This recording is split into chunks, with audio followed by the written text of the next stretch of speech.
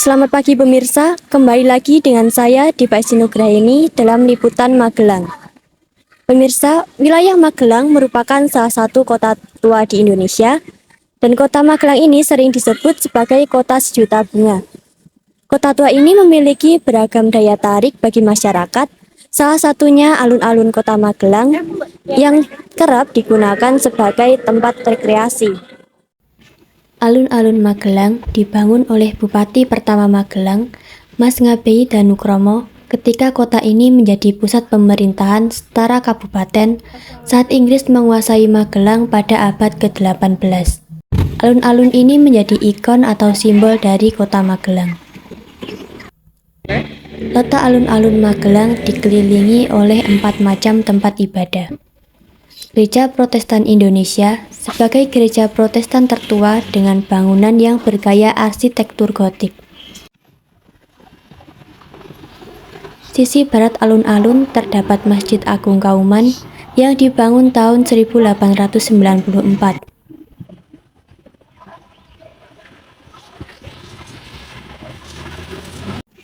Sisi selatan alun-alun terdapat Kelenteng Leong Hokbyo yang berusia lebih dari 150 tahun dan menyimpan tempat dupa terbesar.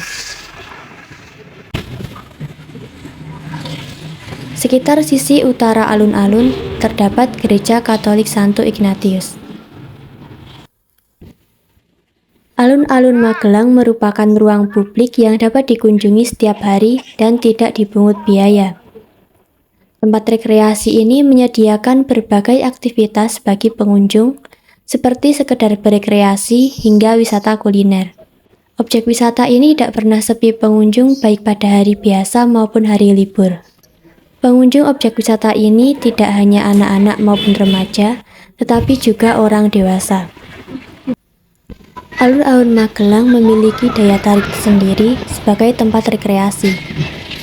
Alun-alun Magelang memiliki ikon patung Pangeran Diponegoro yang sedang menaiki kuda berwarna putih di area alun-alun Magelang ini.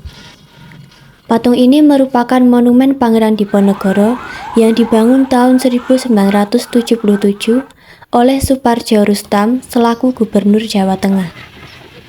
Monumen ini dibangun agar masyarakat Magelang dapat menghayati perjuangan dan jiwa kepahlawanan Pangeran Diponegoro yang ditangkap secara licik oleh Jenderal de Kock di Magelang pada tahun 1830.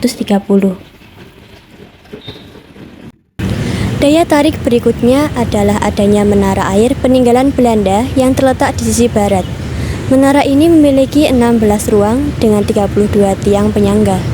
Menara ini memiliki ruangan yang dahulu digunakan sebagai tempat pelayanan dan laboratorium.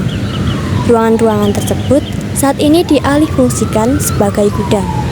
Menara ini didirikan sejak tahun 1916 sampai 1920 dan diprakarsai oleh Kesatuan Militer Belanda.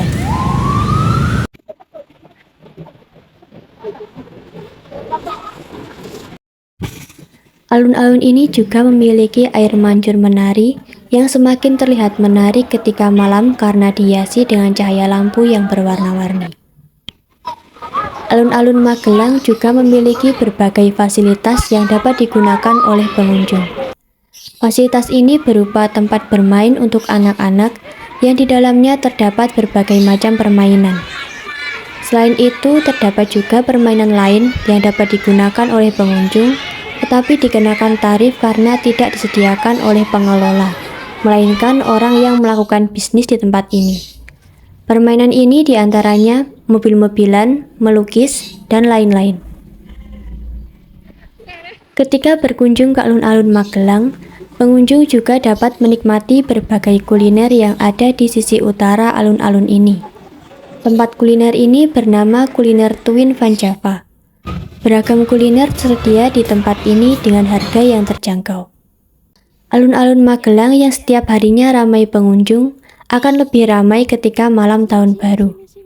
Setiap malam tahun baru atau tanggal 31 Desember tiap tahunnya akan ada rangkaian acara untuk menyambut pergantian tahun baru. Rangkaian acara ini dapat berupa parade budaya dan pesta kembang api. Keramaian, jejak sejarah, dan jejak budaya menjadi kekayaan cerita dari alun-alun Magelang ini. Saya Dipa Sinugraini, pamit undur diri, selamat pagi dan sampai jumpa.